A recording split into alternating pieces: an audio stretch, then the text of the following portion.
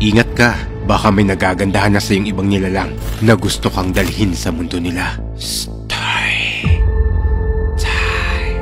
Ako si Angel. Taong 2013 nang sumali ako bilang muse sa lugar namin sa San Fabian, Pangasinan. 17-year-old at no boyfriend since birth pa ako nito. Nang panahon na to, sinama ako para ilaban sa lugar namin dito sa Barangay Poblasyon. Nang isang araw, pagtapos naming rumampa, nakatambay kami sa harap ng bahay namin at nagkwentuhan kasama sina mama, tita at mga kapatid ko. Nang bigla akong makaamoy ng magkahalong amoy ng langka at putok ng kilikili. Agad kong tinanong si tita kung naaamoy niya rin ba yung naaamoy ko, pero sabi niya sa akin, langka lang daw yon. Kaya hindi na namin pinagtuunan pa ng pansin yon. Hanggang nagluto na kami ng pagkain sa may second floor ng bahay namin. Hindi pa rin talaga nawawala yung amoy na yon. Kahit iba na yung niluluto namin. Hanggang lumipas ang ilang araw, lagi ko na yung naaamoy. Ang pinakamalalapang nangyari, hapon nito at natutulog ako sa kwarto namin. Patay ang ilaw at ako lang mag-isa. Habang tulog ako, biglang pumasok ang ate ko sa kwarto ko.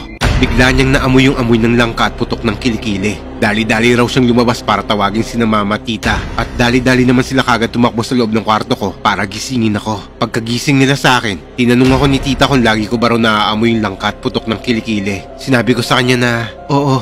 At minsan may nagpapakita sa akin sa bintana na matangkad na lalaki at mabalahibot na mumula ang mga mata nun. Agad-agad siyang nagsabi sa akin na may nagkakagusto raw sa akin na isang lampong o tinatawag na kapre. Dahil dito, pinayuhan ako ni tita na maglagay ng asin na may bigas at siling pula sa bintana ng kwarto ko at magtabi ako palagi ng itak pag natutulog na ako. Pero matapos kong gawin yon, hindi pa rin yun tumigil. Hanggang sa isang araw, may bisita kami galing sa Cavite at biglang nagpaamoy ulit yung nilalang na yun ng amoy ng langka na may halong putok ng kilikili. Siguro dahil may lalaki kaming bisita, hanggang naamoy yun ng bisita naming lalaki at tinawag ako para kausapin ng bisita namin. Sinabi nun sa akin, may nagkakagusto sa'yo, isang lampong. At doon sa likod ng bahay niyo kung saan may puno ng malunggay, nandun siya namamalagi. Dito lang muna kayo.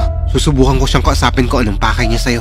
Nagulat kami nung sinabihan niya kami nito at nagpunta na kagad siya sa malikuran ng bahay namin at tumayo siya sa may harap ng puno ng malunggay at dito niya na kinausap yung lampong sa ibang lengguwahe. Halos kalahating oras siyang nandun. Pagkatapos niya doon, lumapit siya sa akin at sinabihan ako nun ng, nagagandahan sa'yo yung lampong na yon at binabantayan ka niya. Pero sa pagtungtong mo raw ng 18, kukunin ka raw niya. Pero ayon sa lalaking bisita namin, puting lampong daw to. At mabait naman daw yung ganong klaseng lampong na nagkakagusto sa akin. Sinabihan din daw siya noon ng huwag akong maliligo sa poso namin na nakasando lang. Kasi daw hindi lang daw siyang nagkakagusto sa akin kung hindi may itim rin daw na lampong. Matapos niya akong sabihan tungkol dito, pinagpadyama na ako ni mama at di na pinusuot ng mga sexing damit. At hindi niya na rin ako palaging pinapatambay sa labas ng bahay namin. Tumigil yung amoy na yon hanggang dumating yung ika-18 ko. Sa second floor ng bahay namin ginanap ang dibo ko.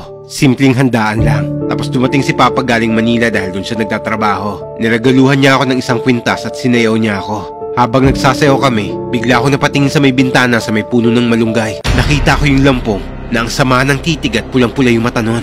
Sinabi ko kagad kay Papa yon pero nung lumingon siya, wala siyang nakita. At sinabi ni Papa na guni-guni ko lang daw yon. Hanggang sa pagbaba ng Papa ko at nagpapahinga siya, bigla na lang kami nakarinig ng malakas na sigaw galing sa kanya. Dali-dali kaming bumaba. Tapos sabi ni Mama si Papa raw hindi na makagalaw dahil parang pinipisat daw yung ari niya. Dahil dito, agad silang nagpatawag ng albularyo para makontra yon. Dahil nahihirapan na si Papa at namumutla na siya ng mga oras na to. Ayon sa albularyo, nagalit daw yung lampong dahil may yumakap daw sa akin na bagong muka. Kinausap ng albularyo sa ibang lengguwahe yung lampong sa may puno ng malunggay at sinabihan niya yun na Papa ko lang ang yumakap sa akin. Sinabihan niya rin yun na umalis na sa punong yun. Matapos to, bigla na lang nawala yung paghihirap ni Papa. Pero mula nung gabing yun hanggang matapos ang birthday ko, naaamoy ko pa rin siya. Bigla akong pinaluwas ni Papa sa Manila para doon na manirahan ng isang taon. At baka mawala at umalis na talaga ang lampong kung sakaling hindi niya raw ako nakikita. Para matapos na rin ang pagkahumaling niya sa akin.